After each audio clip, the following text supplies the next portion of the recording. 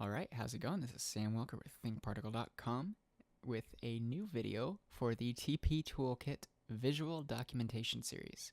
So what does that mean? The TP Toolkit, first of all, is this wonderful plugin found at ThinkParticle.com, which allows you to use thinking particles without ever having to jump into Espresso. It's this great tool that will allow you to emit particles, apply dynamics, use these different utilities to do something like apply this matrix inception time remapping moment to an animation, which can't otherwise be achieved as easily with other settings without manually going in. And this is something you can do with splines and gradients, which I'll show you in a bit. And then you have your renders. So it's a great plugin. Highly recommend it. I also built it. So I'm a bit biased, but a lot of other people like it too. So go ahead and check out the TP Toolkit at thinkparticle.com. In this video, we're going to talk about the TimeScale node or object. So in this case, we're going to use time to stop particles. We're going to freeze time. You ready for this? These particles are going to move and boom, time has stopped. But if you uncheck that, they keep going. Well, they should. Because of the way we're doing it, they don't. So I'll explain why that happens in a second. But, okay, so the TimeScale object is exciting. It's fun. So we have our normal emitter of our simple emitter. You can use any exciting, cool emitter you want. You have your TP TimeScale. You have your object enabled right here. This will enable the ability to control the timescale or not. And for some reason this is, oh, yep, right, gradient. And then you have your MoGraph enabled ability. So this is where you can go ahead and enable this and use something like a shader effector, a random effector, a Python or plane effector, or in my case, I usually like using the sound effector to control particle simulations.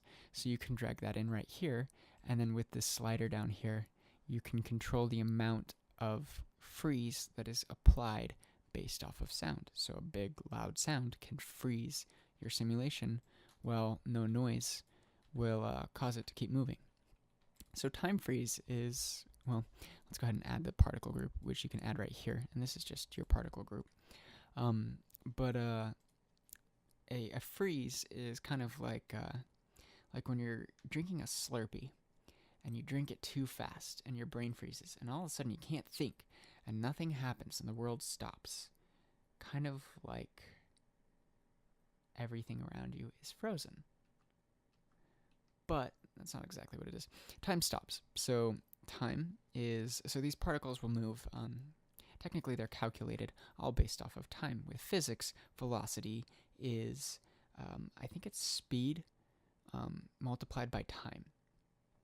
I don't know. I haven't taken physics since college, and it's been a few years. Not really that many. I'm actually really young. Not that young. But taking that time value and turning that down, those particles aren't going to move. If you stop time, they won't move. But if you unfreeze time, they'll keep going like they were. So it's different than adding friction. Friction will just stop them or slow them down entirely. But freezing them will slow them down. But then they can, in this case, slow down and then pick up their velocity later. Like as you can see right here, they're stopping and then they're going again. A great way to represent this will be to stop using the variation in the speed. I'll show you a better example if I can go ahead and use my numpad. So as you can see right here, the particles will move and then they'll all kind of stop right here for a bit. And then they'll go again. And the way that's achieved is with this freeze. It's set to 100%. We don't have any variation. Variation will allow you to vary it and say, all right, well, I really don't want it to all stop. I want only maybe 25% to stop. Okay. Ooh, what's that? Okay. So we only want it 25% of the way to freeze. Or maybe 5% freezing variation. So some of them will be 100% stopped, but some of them will only be 95% stopped. So that's what variation will do for you. And then the MoGraph integration will allow you to use MoGraph effectors to control that intensity.